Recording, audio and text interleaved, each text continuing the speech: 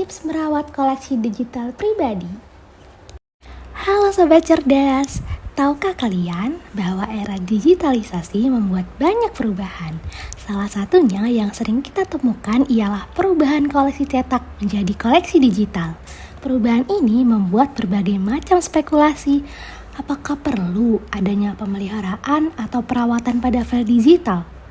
Mungkin beberapa orang akan berpikir bahwa koleksi digital sudah aman dan tidak perlu perawatan. Namun, pemikiran tersebut harus dihindari karena file digital juga perlu pemeliharaan dan perawatan. Berikut langkah-langkah yang harus dilakukan agar file digital tetap terpelihara dan terawat. Yuk simak. Kalian pasti pernah mengalami kejadian di mana kalian memiliki file yang jumlahnya sangat banyak.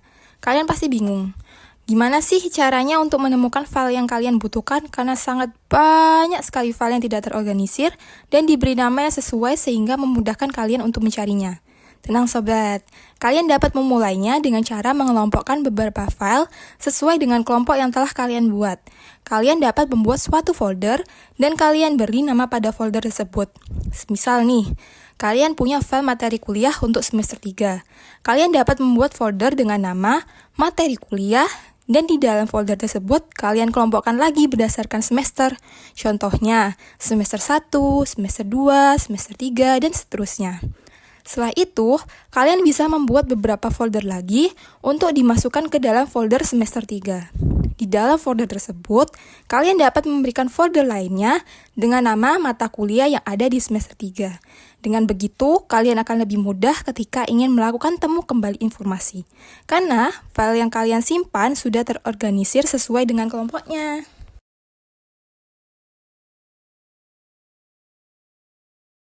Apakah kalian masih sering menyimpan file di laptop, atau handphone, atau barang elektronik lainnya tanpa memiliki cadangan file?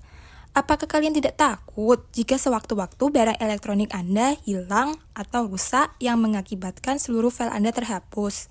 Ada solusi tepatnya nih untuk hal tersebut. Kalian dapat menyimpan file kalian ke dalam penyimpanan awan atau cloud, agar ketika kalian mengalami kehilangan file di hardware yang kalian miliki, kalian masih mempunyai file cadangan. Beberapa contoh tempat penyimpanan file cadangan yang dapat kalian akses dengan mudah adalah G Drive, iCloud, Flip HTML, dan lain-lain.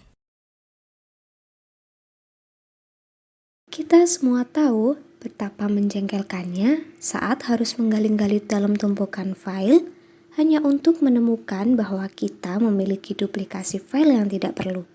Jadi, untuk menjaga koleksi digital kita tetap rapi dan efisien, satu tips super penting yang harus dipegang teguh adalah menghindari duplikasi file. Dengan menghindari duplikasi, kamu tidak hanya menghemat ruang penyimpanan, tetapi juga mempermudah pencarian loh. Jika ditemukan duplikasi, sebaiknya pilih versi terbaru atau yang paling relevan dan hapus duplikatnya. Hal ini akan membantu menjaga keteraturan dan efisiensi penyimpanan digital kamu. Siapa di sini yang pengen koleksi digitalnya tetap kinclong dan aman? Nah, kali ini kita bakal bongkar rahasia selanjutnya untuk menjaga koleksi digital kita dengan pemeliharaan berkala. Pertama-tama, mari bersih-bersih, buang file-file yang tidak berguna yang cuma bikin penuh penyimpanan tanpa alasan. Dengan rutin membersihkan, kita akan punya lebih banyak ruang untuk menyimpan hal-hal yang benar-benar penting. Tidak hanya itu, kita juga perlu rajin loh memeriksa kesehatan perangkat kita, layaknya check-up rutin untuk tubuh. Pemeriksaan ini bisa mencegah perangkat dari masalah yang mungkin timbul, seperti kebocoran penyimpanan atau kinerja yang melambat. Jadi, setiap kali kita lakukan, kita sedang menjaga investasi berharga kita, yaitu koleksi digital. Penting juga untuk selalu mengikuti update terbaru, baik dari sisi software maupun hardware. Seiring berjalannya waktu, teknologi terus berkembang dan kita nggak mau ketinggalan kan? Update adalah kunci agar perangkat dan file kita senantiasa dilengkapi dengan keamanan terbaru, fitur keren dan juga performa yang optimal. Seringkali masyarakat terutama para mahasiswa dan siswa yang memiliki tugas kuliah maupun sekolah, akan sering menggunakan aplikasi seperti Canva, Google Dokumen, Microsoft Office, dan lain sejenisnya untuk membantu mengerjakan tugasnya.